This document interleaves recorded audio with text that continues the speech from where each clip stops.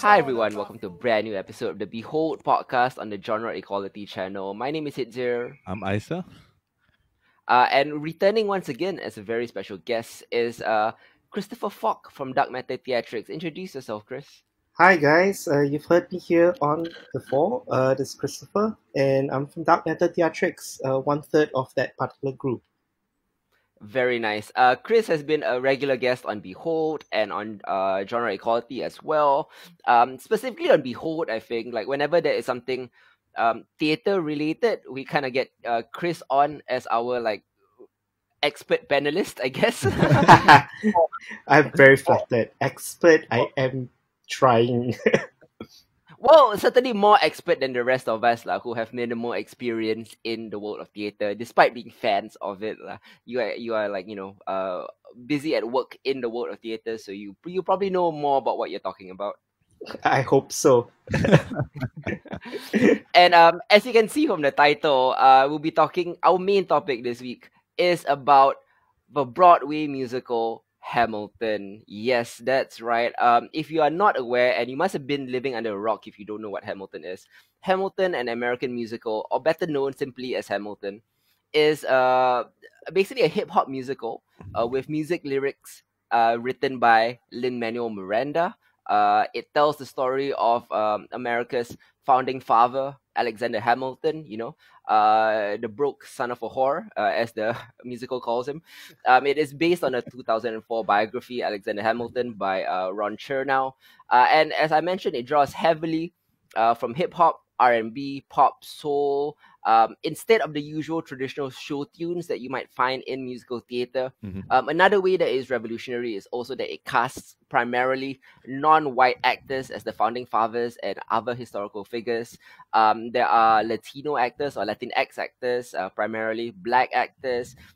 Eliza, for example, is played by an Asian American, Philippa Sue. So traditionally, like non-white actors playing white characters. Miranda describes Hamilton as America then, as told by America now, which I think feels pretty on point. Yeah. If you're not aware, like we kind of discussed it in the previous episodes, but I've actually seen Hamilton a few years ago based on a really shitty bootleg camera phone version that I found on torrents.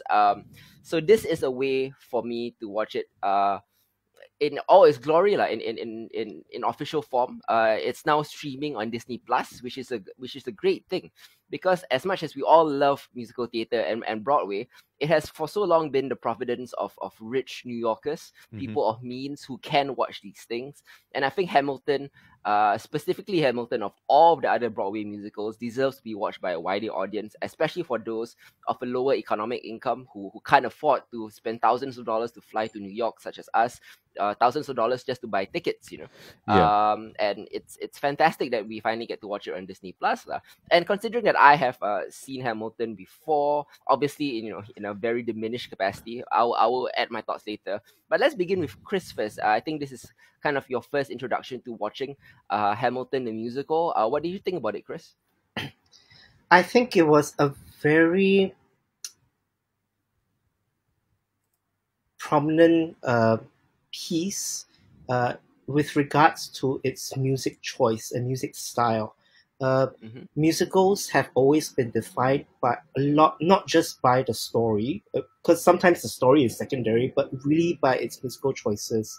And Yep. they use the wide array of musical styles in terms of rap, and the genre of rap made this much more it stands out even more against other musicals of that kind of genre, musical style. So what I'm talking about would be like things like Rent. Rent was really prominent back in the 1970s, I think, if I'm not wrong. Decades ago. And it's still prominent now, actually. Yeah, it's a Yeah, classic. and the contemporary pop sound of it really endeared itself to a lot of audiences, and that made it much more musically complex to sing, and also to pick apart, because people who go for musical theatre don't only enjoy the emotional turmoil that usually happens in certain songs, but also in uh, looking at the turn of phrases that are usually present in the music, right?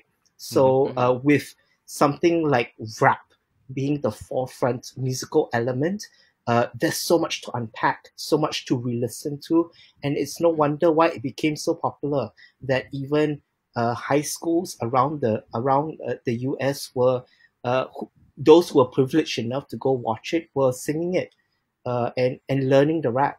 So I think that's what makes it so uh, iconic for this turn of the century. I mean, like you can set aside like Avenue Q or the Book of Mormon, all of which came out during the same period of time, but they will not.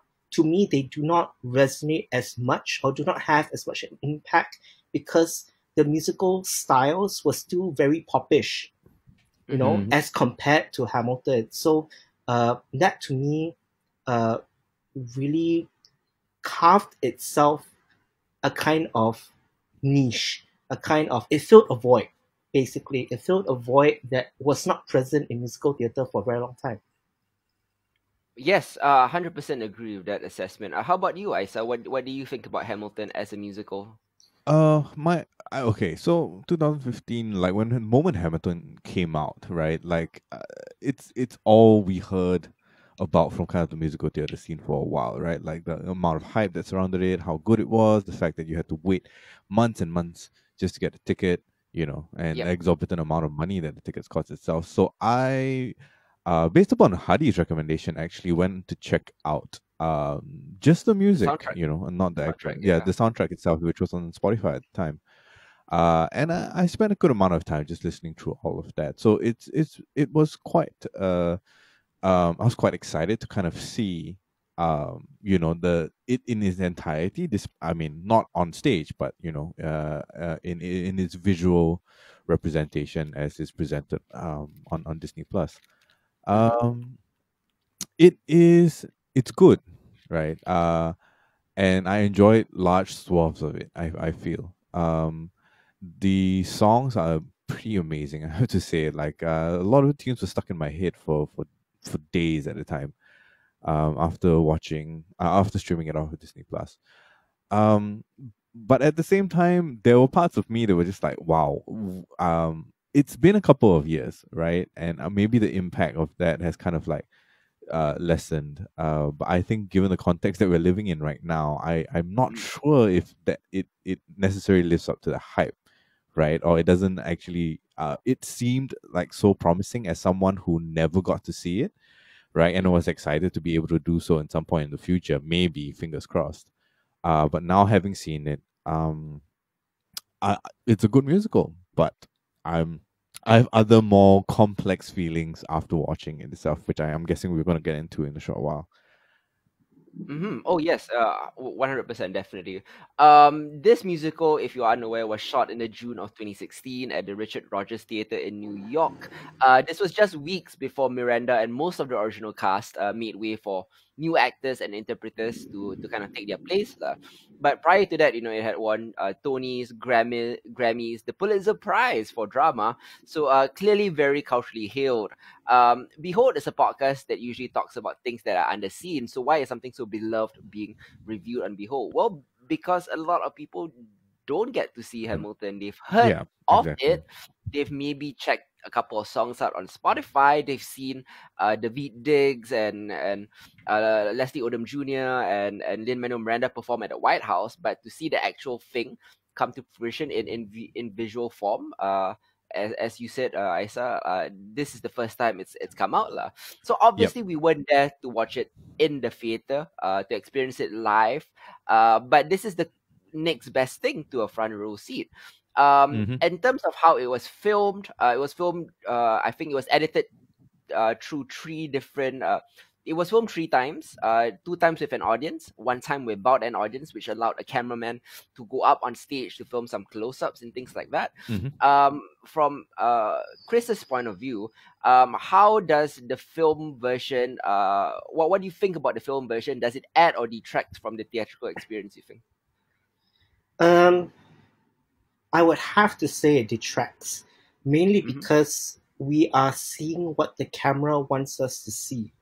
With musical theater, a lot of with an ensemble cast, especially with an ensemble cast, you have the privilege, if you're there live, to let your eye wander, right? Yes. To see what the ensemble cast is doing in the shadows, in the backdrop.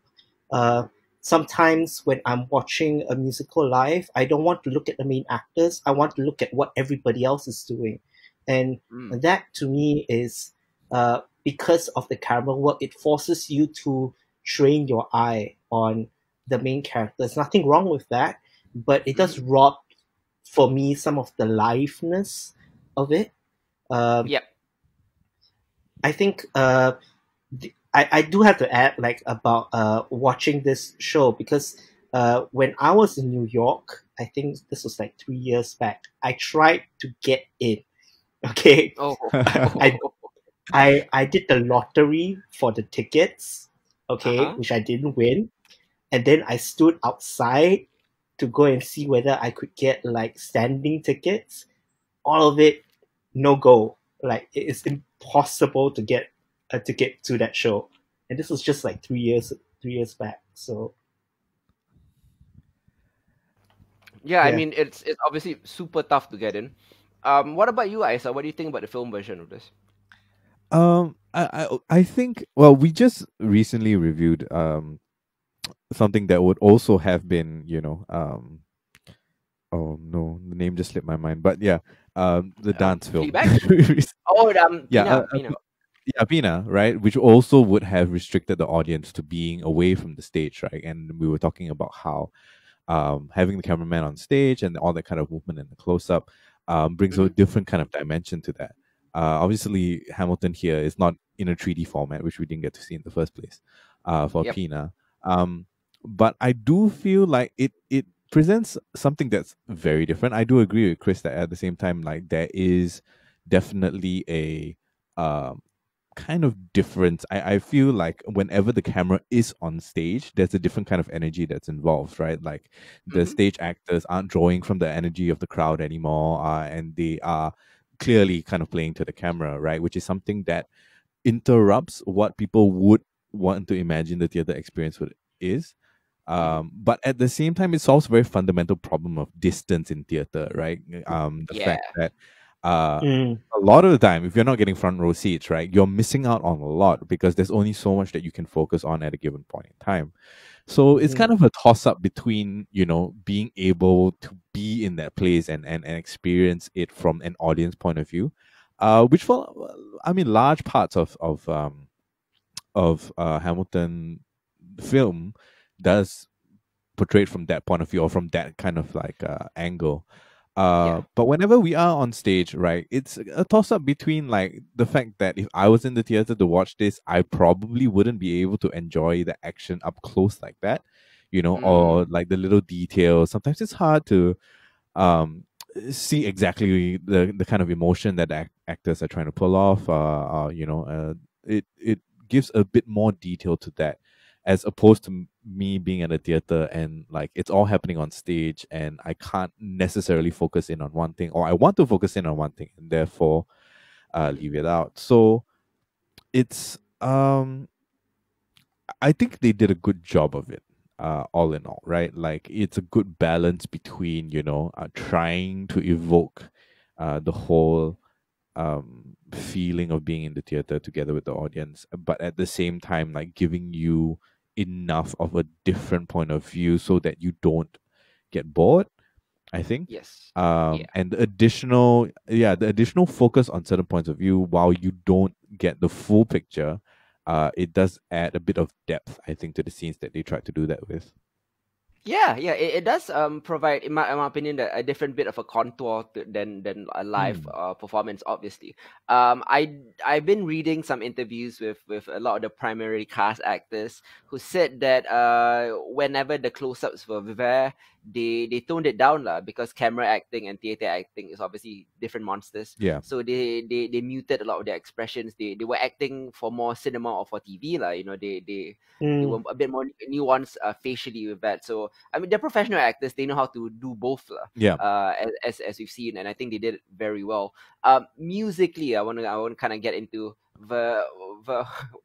I don't even know how to pick out like a great song, because to be honest, this is one of the few musicals where I think like top to bottom, first song to last song, they're all fucking bangers, man. Yeah. This mm, is They're also lyrically dexterous. The repeating lyrical motifs, the interweaving of motifs, and just like on a pure verbal dexterity rap level. This is some high level rap and some high level spoken word poetry as well. Hmm. Yeah. The history books teach us that Hamilton was a soldier, a statesman, and a legal scholar. And where Hamilton really kind of succeeds is by delving deep into the man, into showing us how in the first act his ambition is an inspiration, Yep. and in the second act that same ambition can lead to hubris and downfall. So it's a nice mm. like rise and fall story as well. But in terms of the music, right? What are some of the standout songs to you, and why did it stand out to you? Let's begin with Chris. Ooh. Um, is it Guns and Ships? Is that the song with Lafayette Oh and his yeah. Oh, high Lafayette. Oh yeah. and his high-powered rap? I've re-listened to that song quite a Mhm. number of times. The retakes, man. Yeah, it's the. But then you want more of it because he stops at a point, and then Washington starts singing. So Yeah. I mean, like that particular rap really astounded me because he could rap in this French accent. That was just amazing to me. Oh yeah. Yeah. And Yeah. the electricity on stage. That was Mhm. one of the few songs that uh, I felt physically excited to watch, Mm-hmm. right? Mhm. Because a lot of if I'm talking about emotional intensity in musical theater, the reason why you want to watch it live is because you want to hear the virtuosity of the singer and Yep. also the energy that they're transmitting with their own bodies. And that Mm. was one of the few songs for the Disney Plus version, right? That I could really feel that electricity of energy. Yeah. Oh yeah, definitely. It's the difference between streaming Coachella and being at Coachella. You know what I mean? What about you, Isa? Oh, I've got to agree. I was just about to say basically anything that where David Diggs is the main centerpiece of the musical Mhm. number, right? Like I'm a big fan of. We of course just reviewed Blind Spotting not too long ago. Yeah. Yeah. As well. But man, that guy, he's an amazing performer. So strong on stage, such incredible presence, and he never how just the speed at which right he spits his rhymes is pretty Yep. insane. Like regardless of whether he's playing Lafayette or whether he's playing Jefferson, Mhm. um, it was something that I needed to rewind to watch a number of times, right? Just because of how the kind of dexterity that his performance has, and Mhm. even the switch of characters from Lafayette in the beginning and after Lafayette dies, when he goes to Jefferson, just like it's the I same look. actor. You can tell it's Yeah. I mean it's not it's basically just a costume change, right? But the Mhm. the tone and the way that he enunciates the character, with the accent and all, and the way he carries himself, it's very deft, and I thoroughly enjoyed that. Oh, definitely. I love the dual roles that a lot of the main cast played. Hmm. David Dix, obviously, his charisma is just preternatural. Yeah. It's off the Yep. charts. I felt like like those scientists at Chernobyl trying to measure how much radiation there was. And I was trying to measure how much like charisma David Dix had, and like my like meter was just going off the hook. Like I just couldn't. David Dix is so insanely good in everything he does. Thomas Jefferson damn near steals the second Oh act. yeah. Just Yeah. with his insane hilarity, and he provided a lot of like kind of much needed comedic relief to a more emotionally driven second act as well. Yep. My favorite song though was by Angelica Schuyler. Yeah. It was Satisfied. Mm. Primarily because Satisfied, at least because I'm not super in. I haven't seen that much musical theater. I watch a lot of musical cinema, but I don't watch a lot of musical theater. But to my knowledge, Satisfied does something unusual for musical theater in the sense that it has a non-linear chronology. Yep. It goes back and forth, back and forth. It's kind of time travel in a sense, rewind. The performance of that was so good. It was so powerful. It was so emotional. Yeah. Structurally, it was so unusual for me as well. And one of the standouts from the first act. Mhm. And a lot of, I mean, everyone does a really good job. Leslie Odom Jr.'s performance of Aaron Burr is something that I found to be interesting. He kind of played him. Number one, Aaron Burr is almost, can be argued, the main character of the show. Yep. Because he is narrating it, and it's the story of how his life is affected by Hamilton, despite the fact that he does kill Hamilton in the end. And Leslie Odom Jr. plays him sort of like this high school nerd who just wants to be with the cool kids, like his posture and stance. It's such an interesting way to present Vice President Aaron Burr that is new but also not unfaithful to who he really was. Yeah. Very, very good. Christopher Jackson, the man who plays George Washington. Ooh, what a powerhouse. Yeah. Joshua Henry, who plays Hercules Mulligan, and then James Madison. Two vastly different characters. Hercules Mulligan, the tailor, James Madison, kind of the sickly, coughing guy. Fantastic. He has a very raspy rap, that you kind of you can find from like ODB or something. Yeah. Javier Munoz, who plays John Lawrence in the first act, and Philip Hamilton, Hamilton's son, in the second act, does also very, very well. Especially when he was playing baby Philip Hamilton. Yeah, that was it. Really good. And also, I mean, man, shout out to Jonathan Groff, who plays King George III. Oh, yeah. Very, very like small kind of thing, right? But like Jonathan Groff almost steals the show in his little vignettes because number one, like his songs are structured like Britpop numbers. Da, da, da, da, da. So it's kind of like how Americans think of British actors, right? So yeah, it's wonderful. So I'm sorry, I by the way, I have to correct myself. John Lawrence is played by Anthony Ramos, not Javier Munoz, and Hercules Mulligan was Okriet Onado One. Man, fantastic actors all around. And any other like standout performances or showcases that you would like to mention? Philippa Sue, man, wow. It's kind of heartbreaking, her portrayal of Eliza Hamilton. And all, I think, like the most emotional numbers, for Burn. sure. Oh, Burn, yeah. That, and like I was also reading up about like the all the kind of behind the scenes tech that goes into doing a scene like Burn. The paper is kind of unique. It only burns for a certain amount of time, so safety and all of that. But yeah, Philippa Sue pretty stand out. Like it was very, very moving and very heartbreaking. For her to kind of portray, the things that Eliza was going through. But yeah, I mean, like the whole list of them. Mm-hmm. It's so easy, right, for biopics and all of that, especially focusing on a powerful man, to overlook the people around his life, specifically the wife, And I love that like Hamilton doesn't ignore Eliza or what she went through. In fact, she's kind of a central piece to the emotional arc of Hamilton as a character in this play.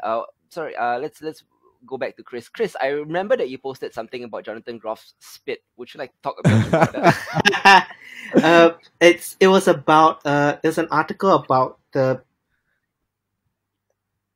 brilliance of his articulation, and the thing about it is, basically he is a spitter on stage. That much I know, especially in the way he performs, because he does like little Broadway numbers as well. The thing about it is that somebody was analyzing it, and it turned out that King George was also a spitter. So it was very true to character on stage for that number. Actually, the other actor that I really want to highlight is Leslie Odom Jr. If you didn't Yeah. know, in 2016 he won Best Actor in Musical for the Tony Awards, and Yeah. he won it over Lin-Manuel Miranda, Hmm. the actual creator. So I think what really struck me about the character of what's his name? Character's Aaron name. Burr. Aaron Aaron Burr. Burr. Yeah. Yeah. The thing about it is the song Wait for It was very resounding for me. I actually repeated that particular song quite a few times. It reminded me a lot of this other play called Amadeus, between Yes. Mozart and what's the Salier. Salieri. I don't know how to pronounce his name. Yeah. So it was about how one man's brilliance and genius overshadows somebody else's hard work, and that Yep. particular theme carried on in that particular song. And that's actually one of the only other songs that I know of that the Hamilton cast did this 360-degree filming of Hmm. that particular song in the on the Hamilton stage itself, and it's up on YouTube. And I found it interesting that they had it as a kind of um, um, that they put it up at that period of time, because I think what was it? Trump just won. Yes. Yeah. So there is a lot of the thing about this musical is like the ties between what happens in politics and when it comes out is actually very tied together. Because I was also taking a look at uh, when this musical came out. It's also during the period when Barack Obama first won office. Yes. So everything was very timely. That's what makes it so iconic. I agree. Yeah, it was musicals can't just be good. It has to appear at the right place and time, right? And Yeah. Hamilton certainly is one of those lah. Brilliant musical. If I had to have like one small critique about it outside of more contextual issues, it's that like let's get this out of the way lah. Lin-Manuel Miranda, phenomenal songwriter, Yep. clearly phenomenal Yep. playwright, Yeah. very good actor, but decent singer. Um, as a rapper and a singer, he's okay. He's good, Yeah. but he's clearly not at the level of the rest of his co-stars, lah. Yeah. And for maybe sure. of all the performances, that is the one thing that you kind of give a slight to Hamilton, and that's just a very small little nitpick, lah. Then Mino Miranda does so much heavy lifting in the building of this play that like kind of dissing his performance. It's not even really a diss because I admitted that he's good. He's just not as great as his co-stars. Mm. Like Lin-Manuel Miranda is like the fucking avatar, and like there's this one element that he's just not really good at. Yeah, But yeah, like, that's great. he does everything so well. So props to Lin-Manuel Miranda for this. Any other like concluding thoughts before we kind of address some of the Hamilton backlash that has appeared since the show became more widely streamed? No, none from me. Yeah, Okay. I think What about you? I What about think you, we've Asaf? covered we've covered the musical as it is. Yeah. it's a Okay. good kind of Then segue. Yeah. I suppose we can move on lah. Hamilton obviously has been praised for its race swapping and racial inclusiveness. Inspiring story of immigration. All of that's very well and good. But Hamilton has come under a bit of criticism. Not so much like against the artistic value of the play. I think everyone who has criticized sort of Hamilton has recognized that Hamilton is a phenomenal musical, one of the best out there. Like the issues are not against Hamilton as a piece of art. It's against kind of some of the messaging in it or some of the historical inaccuracies in it. With regards to the historical inaccuracy, I think it is a bit misplaced because Hamilton is obviously fanfic. I think Yeah, definitely. Definitely. Hamilton like just the fact that Lin-Manuel Miranda decided to make these people like Black, Latino, and Asian is clearly already fanfic. Let alone the other small little historical inaccuracies lah. It is a largely true story, but there's some things that are conflated, Yep. some things that are skipped over. It is a 50-year story that they are trying to tell in song over 2.5 hours. So it is obvious they can't include everything, and some things have to be condensed and completed and skipped over, etc. Yeah, so I mean, it is clearly fanfic. It's like saying Inglorious Bastards is bad because it is inaccurate. The inaccuracy is kind of the point of it. So that part I kind of like push back against. But for you, Isa, there were some other issues, right? Yeah. So, okay. What's interesting to me is that a lot of the criticisms that have arisen is because it's gone on streaming, and now a much larger audience has been able to see Hamilton. Right, outside of the hype and all of that when it first came out, the many years that it's been touring around the states and all of that, the difficulty in obtaining tickets and so on and so forth. So much of the Yep. criticism has only come because it's now available to the mass public, right? In that Yep. sense, much less to say the kind of times we're living in right now with Black Lives Matters movement, and all of that that's going on.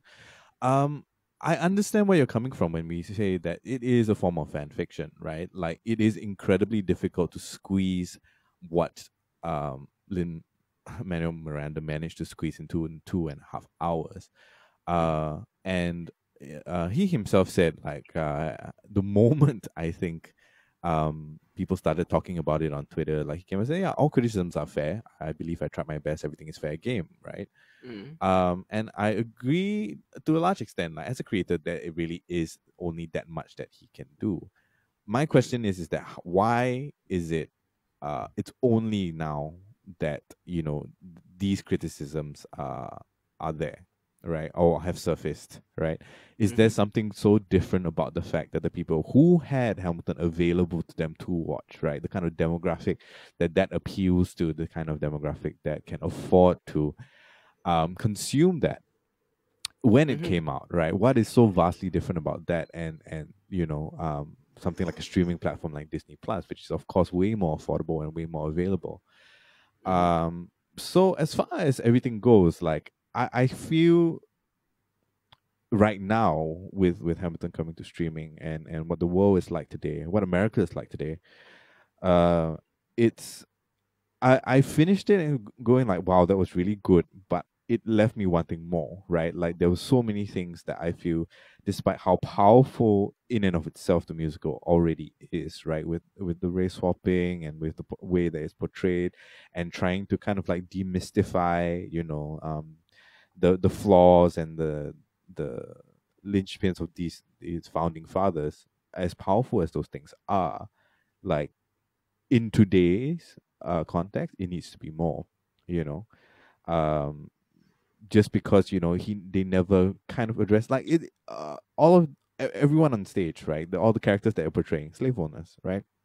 We barely touch on that. Not Hamilton though. Yeah, but okay, no, yeah. So you got Washington, you got Jefferson, and so forth. Not Hamilton, but like, I was reading an article where Lin-Manuel was talking about he did want to leave something about slavery, but the thing is that nothing came of it, right? Like within the scope of the musical itself, there was a number that addressed that, but it went nowhere because in reality, in history, that also went nowhere, right? Because none of them actually did anything about it. The status quo was continued to progress, as it were, back then. And I can understand that, but I just can't shake the feeling that I wanted more to be addressed. I think, like, or at least acknowledged, in a way that didn't feel so problematic. So it left me kind of torn, right, between like the fact that I've by and large enjoyed the musical itself, but there are more salient issues that it brings up viewing it now than it might have been in 2015 for a global audience, and not just people who can afford to watch Broadway, right? Yes, yeah. That's something not Hamilton, sorry, Miranda himself cops to, saying that like he like to take it further and address more of issues of slavery, issues of race within the context of the play. He surely would have loved to, but I think just within the biopic nature of Hamilton and trying to tell just Hamilton's story itself, Yeah. he just didn't have the space for it. Like, what do you think, Chris? Do you think that Hamilton should have addressed slavery more openly? I mean, yes, he did call out Thomas Jefferson in the rap battle for owning slaves and things like that. But do you think that Lin-Manuel Miranda should have taken the issue of slavery further in the musical? No. To me, the answer is no. Mainly because the the context of the whole entire musical was to get independence. It was the Yep. Civil War. Mhm. If we're going to frame it in that manner, then uh, it would we wouldn't be looking at Hamilton, right? Yes. Yeah. It Yeah. would have to be somebody else. It would have to be a different player, and then that would change the whole entire scope and point Mm. of view that we are following.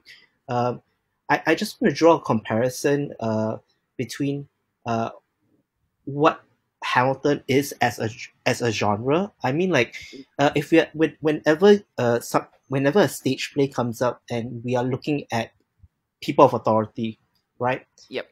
It's either they are the writer is looking at it as a satire, or it's Mhm. really a blatant criticism whom of the political situation, correct? Yes. But Yeah. I don't think Lin Manuel sets out to subvert anything else except to fan fictionalize and place whom he thinks should be in these roles of power. So throughout the writing of it, I Mm. think he probably struggled quite a bit with reconciling, like, I have to be aware that I want a black man to play this character, but there's so many problematic things about his history as Mhm.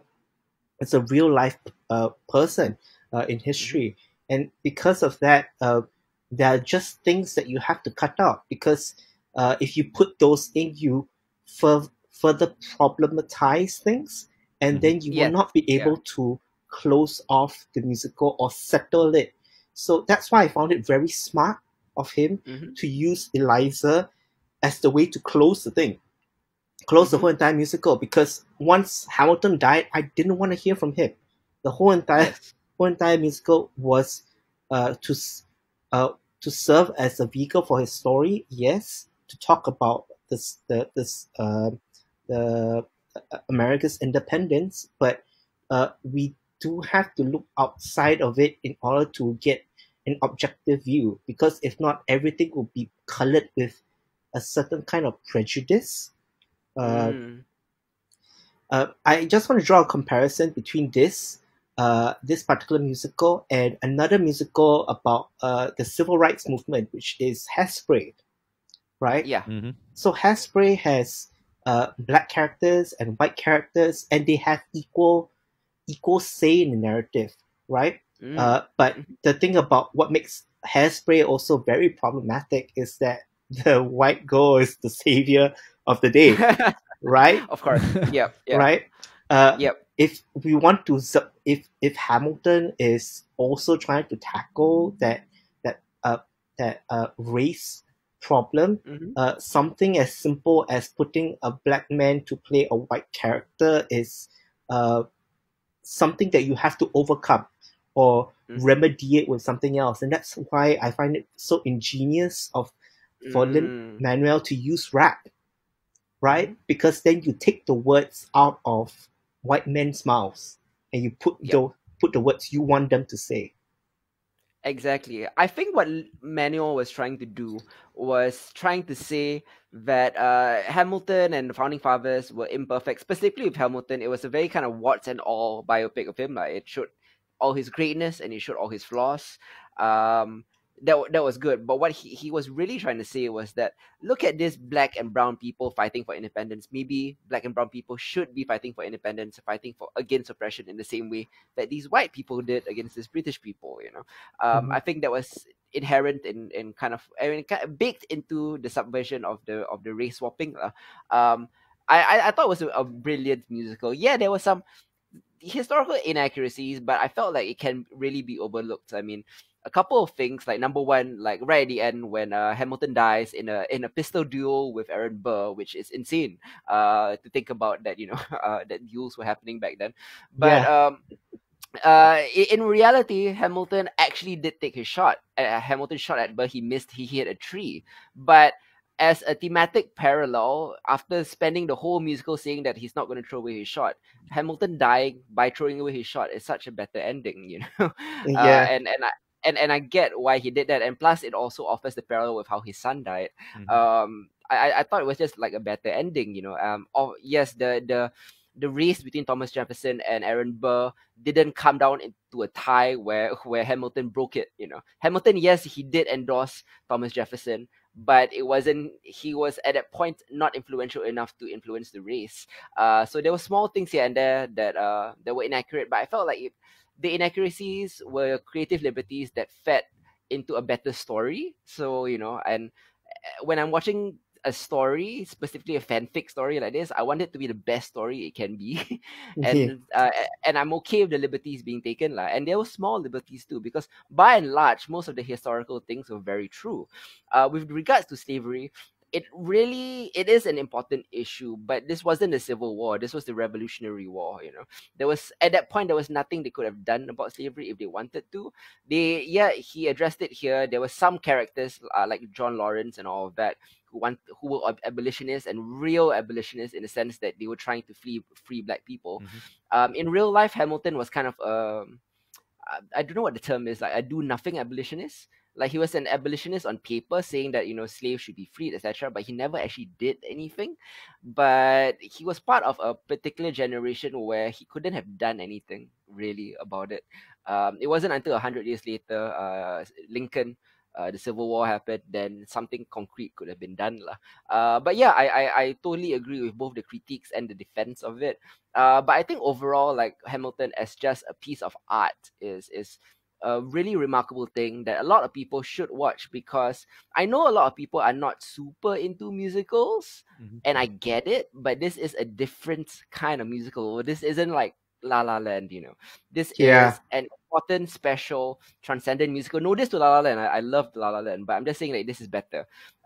Number one, a lot of people are bothered by the fact that musicals transition in and out from normal dialogue, normal scenes into musical numbers. Mhm. Hamilton doesn't do that. Yep. Hamilton is song, song, song, song, song. Dialogue is sung, so you never have to suspend disbelief. It's always music video of the music video of the music video. So I think that's one of the reasons why Hamilton has sort of transcended to the casual audience, where they don't have that suspension of disbelief. Do you think that's one of the keys to it, Chris? That is one of the hardest things to do. I mean, like, Yeah. in terms of if we're just talking about the writing of a song in a musical, usually the song is supposed to be a vehicle for both a transformation of the character who's going through some kind of turmoil, and then Yep. comes out of it. And you see that with all the musicals that Disney shows that come out, like Frozen and so on and so forth. But Yes. with a true musical, to have every line sung, that is a feat of virtuosity. His for Lin-Manuel, and it's something that only after a person who has watched many musicals is able to create this kind of complex book. It's a feat. It's a piece of art, like you said. Oh man, it's a feat. Isa, any closing words before we cap off our Hamilton discussion? No, I totally agree with what both of you have just said. I mean, like the technicality and the virtuosity within the musical itself, you can't take that away, from Lin-Manuel or the cast, right? Like it Yep. is it is pretty mind blowing what they were able to kind of pull off, right? Mhm. Um, yeah, and still on the whole, right, despite everything and my conflicting feelings aside, it's a great piece of work. Yes, yeah. I think that's the kind of one common thread I've seen through all the people who love Hamilton unreservedly, thinks that one of the greatest things ever put on Broadway, and I agree with that as well. But the thing that I noticed amongst all the critique is after all the critique, everyone says, but it's a goddamn fantastic musical. Yep.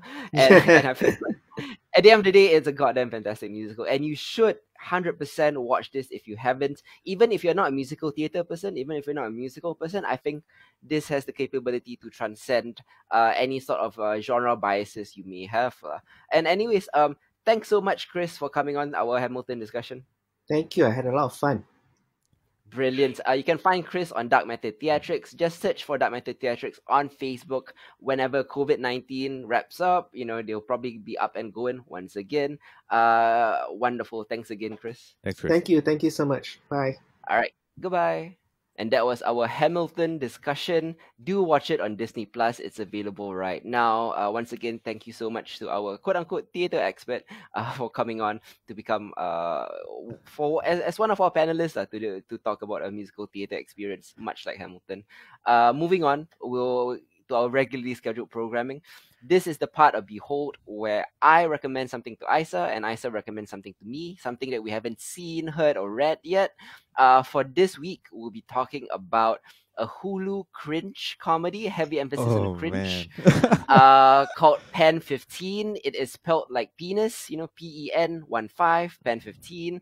And then Isa recommended to me a really breezy, very funny comic, not comic is the wrong word, manga called The Way of the Househusband, which features a domesticated ex-Yakuza boss trying to get on as a house husband, and how his previous criminal activities keep dragging him back into his past, but he's just interested in being the best house husband he can be, and supporting his wife's career. Very interesting. But we'll begin with PEN15. PEN15 is on Hulu. It was created by Maya Erskine and Anna Konkle. They, amazingly enough, they are 31-year-old women who play 13-year-old versions of themselves as outcasts in middle school in the year 2000. It's kind of a period piece because it's set in the year 2000. The main kind of draw of it is that these two 31-year-old women are playing 13-year-old versions of themselves surrounded by actual 13-year-olds. It is a pretty it's a weird sight at first, a bit jarring. Yeah. What I found really great about Erskine and Conkle's performances was that they are so immersive in how awkwardly uncool, how cringy tween girls can be, and that's what I really loved about PEN15. Besides the fact that it is kind of a really authentic depiction of a tween female friendship. It's kind of this area that we haven't really explored before on screen. Yeah. Isa watched it recently. I watched it a couple of years ago when it came out. What do you think about PEN15? Oh man. You're right to say that in the initial phase it was very jarring, right? Like Yep. it was kind of hard to imagine them in the first couple of episodes as 13-year-olds, right? Yep. And there are always these moments where that kind of seeps back in, but after a while you kind of get used to it, and then their performances are altogether very convincing, I have to say. But more importantly, instead of what struck me the most is that these moments where it's not just you're reminded that they are not 13-year-olds, but sometimes you forget that they are not adults, right? Like Yeah. there are just moments in time, and some of the problems that they go through, some of the themes that they explore, and some of the stories that go on, right? It's very easy to forget, first of all, that these are two adult actresses. Yeah. That's one, but at the same time, it's also so easy to forget that the things that they go through as 13-year-olds, right? You forget that they're kids. Yep. Right, you forget that they're playing kids, and that's how kind of like real their portrayals become, eventually in the series. Yeah. But it's a cringe fest. Oh my god, So cringeworthy. so I mean, cringeworthy.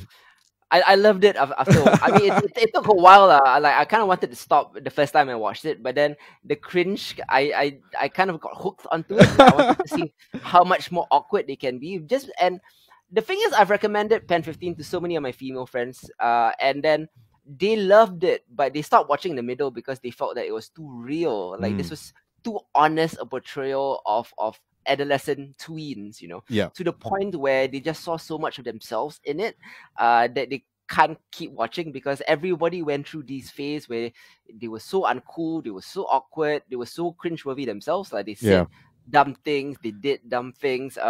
It's kind of a mark to how authentic this comedy is, Yeah. and in the beginning there's so much about it that I didn't want to like when I was first reviewing it for Popwire. Like I thought, okay, it's intentionally juvenile title, might be a turn off to some. Yeah. A turn off to me a bit. Two 31-year-old actresses playing 13-year-olds, amidst a sea of middle schoolers, sounds like an amusing sketch idea that could run dry when stretched into a full-length series. It's set in the year 2000, which might indicate that it kind of crutches on millennial nostalgia, and yet, like in defiance of all expectations, Ben 15 kind of transcends its gimmicks to bloom into one of the sincerest, warmest, and kind of painfully universal coming of age stories on television. Yeah. It kind of combines this the raunch of Big Mouth with the resonance of eighth grade. It manages to traverse meaningful new territory that is both wonderful, Yeah. heartwarming, and humiliating Oh my God. within uh, within an overly mined genre. I mean, yes, there is broad humor within its premise inherent sight gag, I guess. Yeah. But as the show goes deeper, so do the laughs, and so do the aches, and so does the characterization. Other school shows have a tendency to make adolescent protagonists seem wittier or more worldly than they could reasonably be at that age. Yeah. There's a lot of high school or middle school shows where everyone's so witty, but Pen 15 kind of leans into the uncool awkwardness very hard. Maya and Anna, they react inappropriately to everything, and we instinctively see the confused posturing, the inability to understand emotions that we've all experienced at that age. A lot of it is agonizing to watch, but it's also fundamentally relatable. It's a testament to Erskine and Conkle's dedicated dorky performance that we believe that they're 13 again. Do you feel the same thing, Saisa? Yeah. For sure. I had a hard time kind of getting into it, right? And it's not just, I mean, like when you first tried to sell the story to me, or the premise to me rather, I was just like, okay, I'm gonna give it a shot, but I don't really know like how that would run out. So it surprised me a great deal, right? At the end of the day, for something that would be a sticking point, right? The gimmick itself is the sticking point. But out of that, you get something that's a very real, very genuine story. Yeah. With very real and very genuine portrayals of what a 13-year-old in 2000s experience would be. Yeah. And that is the basis for a lot of great moments, I feel, throughout that, and a lot of great performances throughout the series itself. So I was very surprised. I liked it more than I thought I would, even after the first couple of episodes. And it's a testament, I think, to just how well written it is, right? Yeah, so I fully agree with you. I mean, they're just like, wow, so cringy. It was hard to kind of like, there were moments where I had to stop. I was just like, oh my God, I cannot. I really, really cannot. Yeah, I wish we could have someone of the female persuasion on board to discuss this with us. Just to kind of like hear from them. I mean, like obviously neither you or I have had anyway close to a similar experience with that. Yeah, sure, we've been 13 before and we've been awkward before and all of that in our time, but it's a very specific experience, I think, for tween girls. And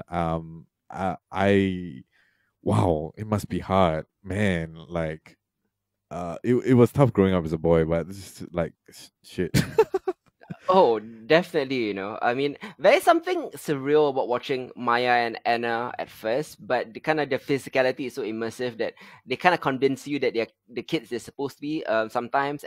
And before long, I kind of see why having adult actors. At first, I was wondering why not just cast 13-year-old actors. Yeah. But like after a while, I noticed why it was important to have adult actors there because there are some stories like when Maya first discovers masturbation, for example, Yeah. an act where she becomes unhealthily obsessed with. It was important to have an adult doing that because you can't have a 13-year-old be masturbating on screen. Yep, exactly. So it's for that story beat itself. Naturally, this is kind of a key moment of early puberty, so it's rarely explored on TV because it would be creepy to have a kid simulated on screen. Yep. But the adulthood, the adult nature of the actors kind of sidesteps the issue Yeah. quite elegantly, I think. And the PEN15 is also unafraid to go very big with its humor. Like Maya and Anna are good enough on script and on camera to pull it off. But it's kind of the show's small moments navigating, relationships, family, and unfamiliar new urges that kind of endears you to its emotional authenticity. Even there's a lot of well-trodden stories in there that involve boys, bullying, parents' divorce, but they ring truer than most coming-of-age stories. Most compellingly, though, I think, is PEN15's kind of forthright depiction of the complex nature of tween female friendship, Yeah. which is kind of rare amongst most shows of this ilk that are created and written by men. Maya and Anna are self-conscious and defensive, growing on different timetables, Yeah. which can sometimes lead to devastating fractures in their bond. And on more than one occasion, their childhood promise to always do everything together just isn't feasible, right? Yep. And I think that's a universal thing that happens with boys as well. And their tendency to get caught up in their own drama often blinds them to the moments when their best friend needs them the most. This is kind of a keenly observed portrait of pubescent purgatory. You're neither a child nor a teen. And it's kind of a love letter to the fondly remembered era. That was landlines and dial-up modems Oh, and man. Spice Girls Yeah. and jelly beans. Like the Y2K touches aren't overbearing, but they provide a wonderful flourish. Yeah. There's a period appropriate style to the kids' crude vernacular. Every other sentence contains like a slut or a bitch, So the language that the kids in the 2000s and the 90s, which is when we grew up, Yep. is very different. It's a bit blunter. And there's even like a weirdly specific episode built around a group of kids trying to watch Denise Richards Wild Things, the Yeah. erotic thriller. Yeah. Like that is so wildly relatable to me, even as a boy, because like I remember me and my friends at 13 trying to watch Wild Things. We bought the pirated VCD. We get it in a somebody's parents were out of town and we went to their house. Like the same things happened to us. It's so Yeah. weirdly relatable. And kind of like the casual racism of the era isn't ignored either. Like Yeah. there's a chance it could have been like too woke, but to be inauthentic, but it doesn't it doesn't ignore the casual racism of the era, kind of setting the stage for a particularly difficult episode where Maya, who is half Japanese, realizes that even her best friend can be complicit in making her feel like an outsider. It's just like really, really good stories and really, really good character work here. Yeah, absolutely. That episode in particular was great. I think like to capture what it was like in the 2000s, right? As far as, talking about race and all of that, and like just even Anna being caught up in her own kind of like r- rage and the injustice of it and how her demonstration goes so wrong. Like so well written, so good. Like it doesn't, yeah, like you said, like it doesn't doesn't tone down the casual racism of the time, but at the same time addresses it in a way that has some growth for both characters as well. Oh yes, yeah, man. Loved it. Kind of the cringe worthy elements on display, like I feel can be a bit challenging to watch, as you mentioned. You want to turn it off a few times, but Yeah. It's not because they're false. It's because they're too honest. Like I think my only advice to new coming viewers is that the first couple episodes can be difficult to acclimatize to. Yep. But I think Pen 15 kind of ultimately reveals itself to be a rewarding show. There are horrors and indignities that we all go through at that age, but it emphasizes that the important roles that friends play in propping each other up during a Mm. time when we are repeatedly flawed by heartbreak and frustration and demoralization. Things that feel too big to deal with alone, especially when you are so insecure and you're so unworldly lah, Yeah. yeah, I mean that's kind of what I Yeah. loved about Pen 15. Shout out to the actual 13-year-olds who are in the supporting cast. I think they did a Mm-hmm. great job. Mm-hmm. And I mean, like, I don't know how much of their actual authentic selves they were playing. Yeah. Right. Like, given the caliber of child actors these days, right?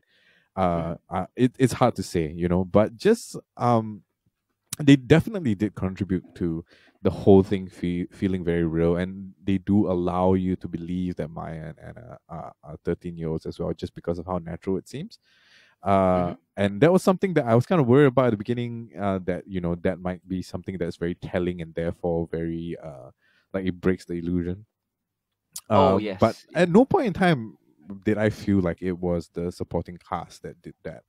If anything, sometimes I think it's the adult actors who play the adults in the film that um don't quite get the don't quite help with the immersion. Yeah. Mm. Yes, yeah, agreed. You can actually find Pen 15 on Hulu if you're living in the US, or if you're living in Singapore, just freaking VPN it, get Hulu, and yeah, and you can watch Pen 15. I do warn you that of all the things I've recommended, this is probably the most challenging. It's weird to say I've Oh recommended man. some really heavy shit, Yeah. but this is actually the most challenging to watch. Yeah, it's so many emotions at once, right? And I think like that's Yeah. why it's so brilliant. It makes you feel so many things at one time, which is Mm-hmm. indicative of like what going through puberty is like, right?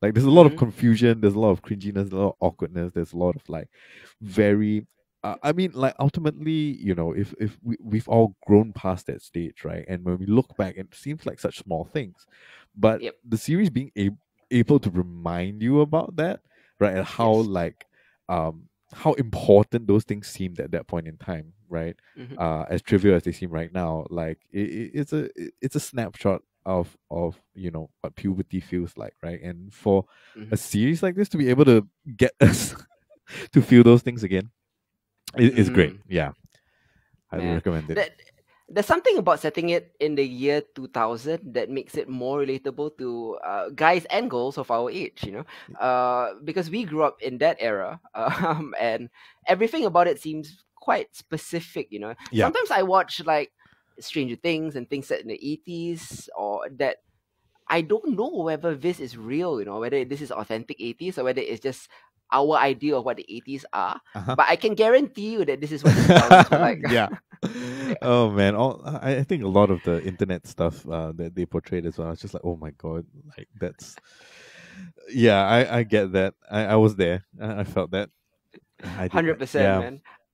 Season 2 of Pen 15 comes out in September of this year, Oh so my goodness. you have plenty of time to catch up before you you watch Pen 15 season 2, where they will be graduating to age 14.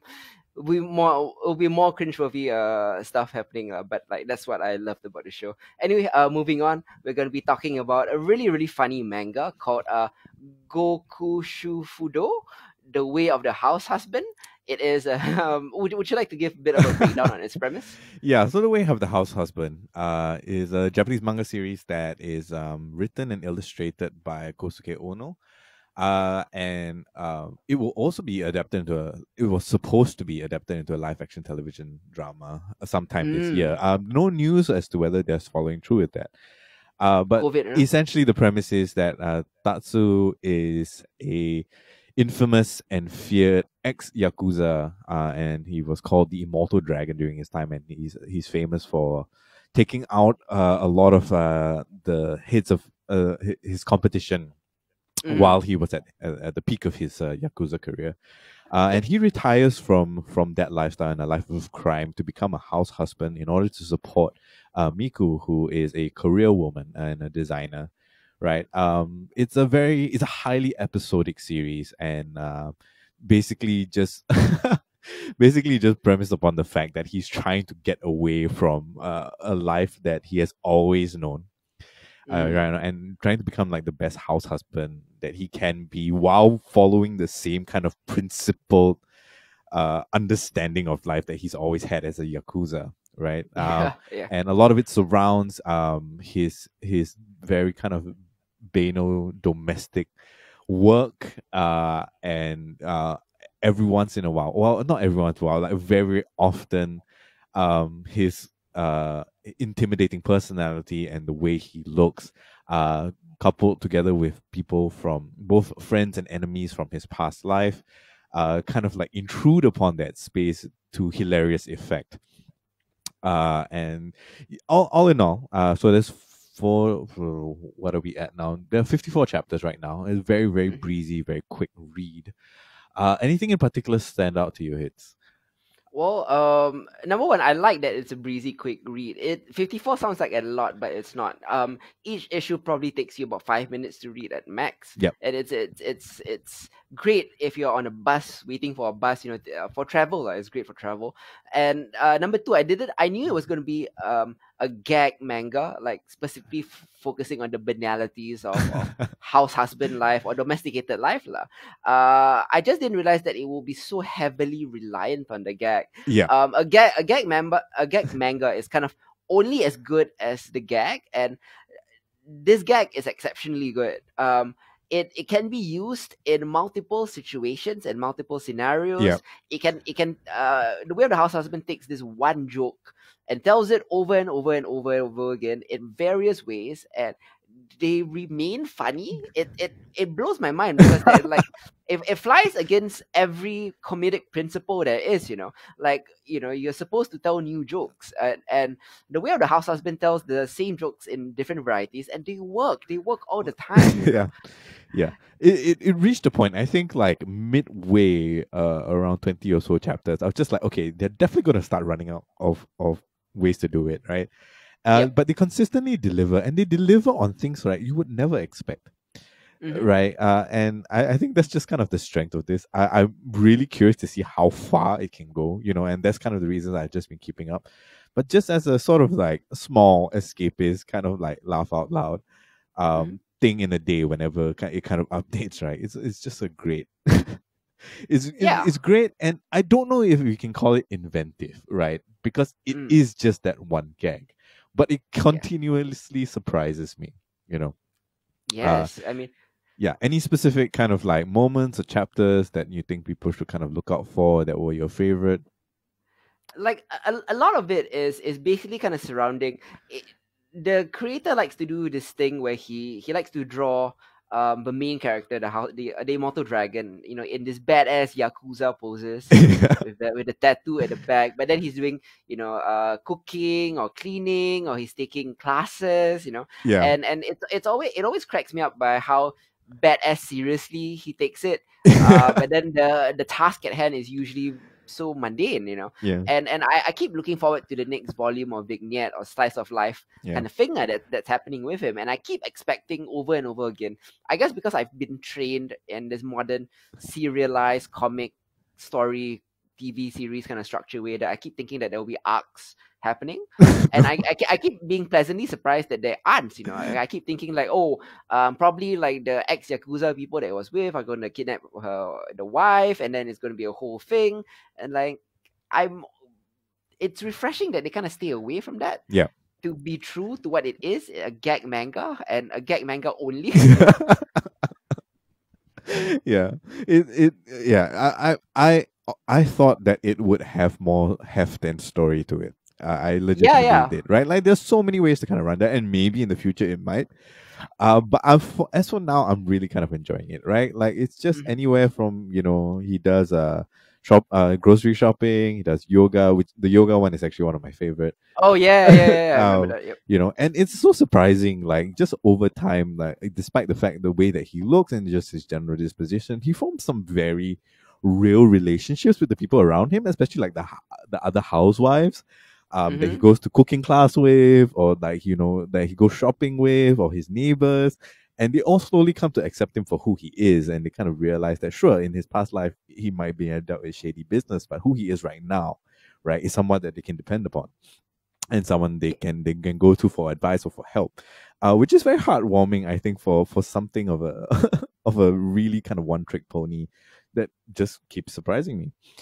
Yeah, it's a consistently hilarious, and I kind of didn't expect that. There are a lot of very funny comics out there, Yeah. like I mean, Unbeatable Squirrel Girl is sort of a one gag comic as well, Yeah. sort of, but I mean, it definitely has a lot more layers to it than this does, but Yeah. this is the purest get comic I've ever seen. It's very well done, which is why I actually think that when the live action adaptation does happen, you know, a lot of mangas that get or anime that get adapted to live action never works. I've never Yep. seen one anime or manga adapted to live action that works, but this could work. It could. I think it really is going to boil down to the performances Yeah. of who they cast, right? Like if they get a believable enough main actor, and they don't lean into kind of like it, the comedy seems slapstick, but I feel like if they lean too much into the slapstick kind of Japanese slapstick Hmm. genre, it might fall flat on its face. But there's a lot of potential for it to work just because it's so sketch like, right? Yeah. So we'll see. We'll see. I hope it gets made just so you can see like the potential of it. But outside of that, like it's a riot, and it's really really good just because it's so short, right? It's very low Mm. commitment, and every once in a while, it helps, it puts a laugh into my day. So yeah, good stuff. Something a bit different. I think we've done a lot of pretty uh, heavy topics and heavy franchises Hmm. in the last couple of weeks. So hopefully, if you guys are keen, you can find it online. You can find it on your favorite manga reader. You can go straight to the creator's website and read it and support him as well. Yes. Yeah. The translations are great as well. So that's one thing for all of you who can't read Japanese. Oh yeah, definitely. Like I think some of the issues with some of the web comics I've seen, like the translation is a bit like iffy. Yeah. But this one really really works. It's probably a professional translator Yeah. that did it, and it really captured the mood of the humor and the tone of the series, which I really loved. Yeah, I mean, The Way of the House Husband, healthy recommend for me, man. Yep. Honestly, if you kind of devote a day to it, you can finish all 54 issues. To be honest, Yep, for sure. it's a very quick read. Yep. And that was PEN15 and The Way of the House Husband. Two very different things, but two very funny things that we highly recommend as well. We will be back next week, actually. I know it's usually fortnightly, but since we don't want to clash with our next genre episode, we'll be back next week with three different topics. Mhm. Our main topic, we'll be talking about the kind of cyberpunk noir legacy of Ridley Scott's Blade Runner. Yep.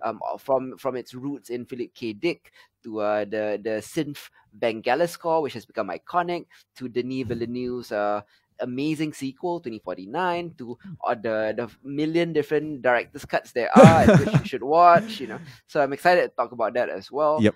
Plus I'll be recommending to Isa a new, well, not new lah, it came out this year, earlier this year, an A24 film called Waves Mhm. by Trey Edward Schultz, which I really really love because of it's a two-sided film. I don't see many of that. The first half and the second half are distinct. Yep. And Isa asked me to not asked me lah. Yeah, I actually asked him whether I could watch this. We stumbled upon it. I did not know. Also, okay, so basically what happened was Hiz texts me and he says, should I finish Samurai Jack?